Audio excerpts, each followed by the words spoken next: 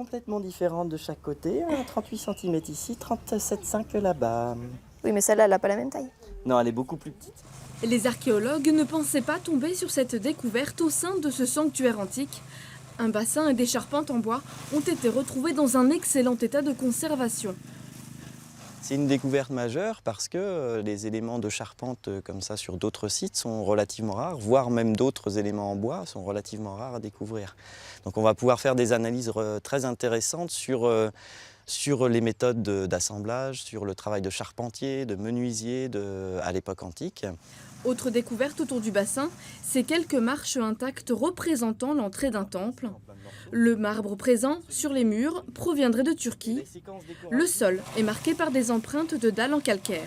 Lorsque l'on construit un sol dans l'Antiquité, un sol d'un bâtiment public, on ne s'embarrasse pas de l'épaisseur des dalles, mais avant tout, on cherche à trouver une planimétrie générale sur les sols du bâtiment.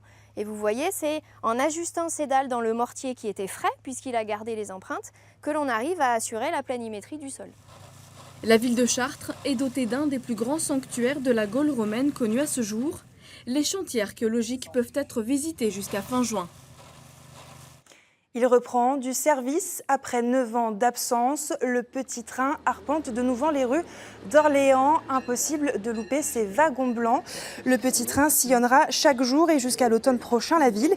Il proposera aux touristes et aux curieux une visite commentée des monuments historiques d'Orléans, comme ici la cathédrale par exemple.